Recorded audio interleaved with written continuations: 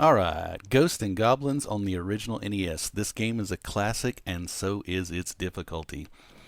It's going to start you right up with a kind of crazy story. You're chilling in a graveyard for some reason, and this bad dude shows up and steals your lady, so you decide to suit up and go after her. I'm going to comment right off the bat about the difficulty, because it's what most people remember, and they comment on it.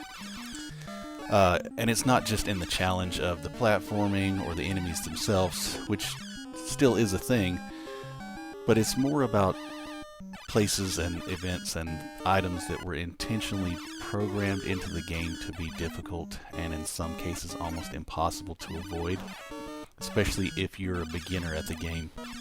There's item drops, for instance, in this game that if you don't know and you get it, you're stuck with it. Here's one such one. Probably the worst weapon in the game is this flame right here.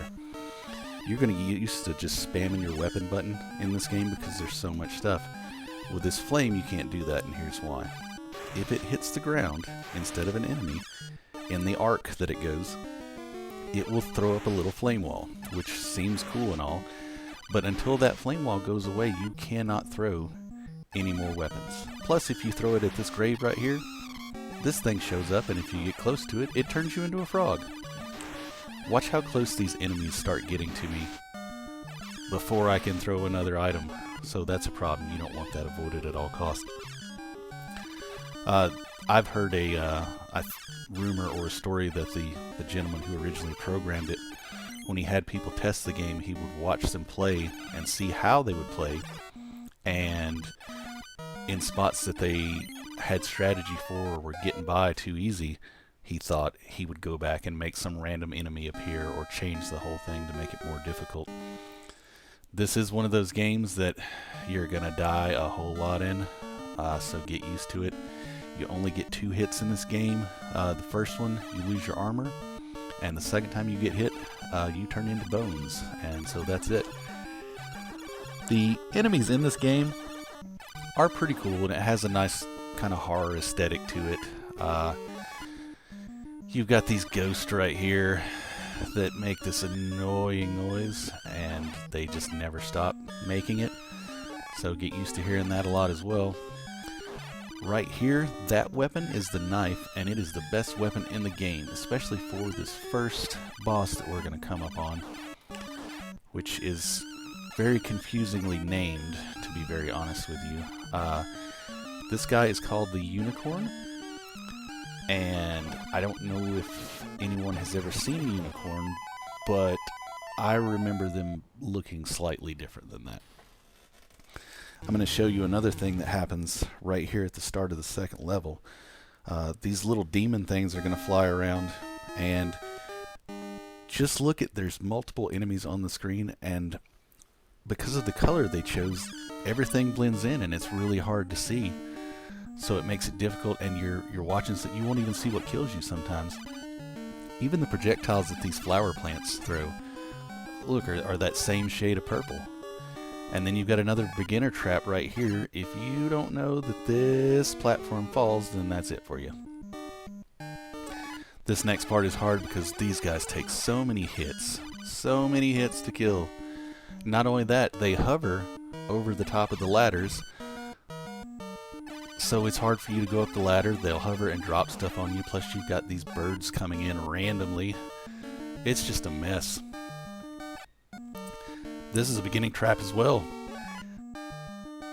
See these 2 ladders? If you go down this one, item drop. And guess what? It's the flame. If you go down this ladder and manage to kill this guy with the bird to come in, you will not get that flame weapon. And the thing about the weapons in this game is that they do not go away, so it's not going to expire. You're just going to have to get the flame, and we've already talked about that you don't want that. Coming up next is the second level boss. What's it going to be? What kind of crazy new thing? Oh, it's the unicorn again. Okay, well that's cool. Oh no, it's 2 unicorns! Amazing. This game does a lot of that actually in the repeating. If you actually do manage to get to the end, the last couple stages, you figure there's only 6 stages in the game, right? Well, not so much.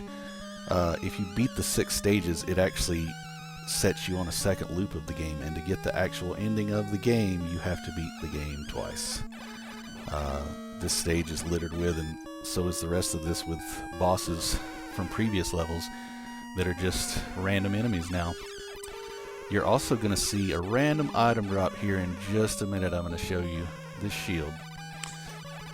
The shield sucks, but you have to have the shield to beat the end boss. Now, if you die in this game, you keep the weapon that you had whenever you died. So now you're stuck with a shield unless you get another item drop, which you can over here, but then you lose the shield. The shield has no range, no power, and good luck trying to even fight a unicorn with it. Game over. This game does have infinite continues. It'll take you back to the title screen, and there's a third option here which says continue, and if you click that, it will restart the game. However, I think I found a glitch. You can actually, on the title screen, before you play, you can go down to this place that should have been the continue spot. That actually starts you in 2-player mode as well, but you have no idea until you die, and you only have one controller plugged in, and it says player 2 ready. And right now, I am mashing buttons furiously, and nothing is happening, and it's going to be a surprise. It's going to come out of nowhere, and you're not going to know what's going on until you get the third thing, which is the player 1 again, and you can move around again. So that's interesting. I actually let the game go to the demo mode just to see what would happen, and whoever's playing this demo just doesn't even try. It's like he knows. There's no sense in him trying to show you anything, because he's not getting anywhere either. I let it go to the demo a second time to see if there's a different demo, and this one was another one. This one, whoever moves around but immediately gets hit, and at that point, you can tell just kind of gives up. There's no reason to try. So, Ghosts and Goblins, is it difficult? Yes. Is it fun? Yes. It is challenging if you like something like that, but I think that everybody should experience it at least once in their lifetime.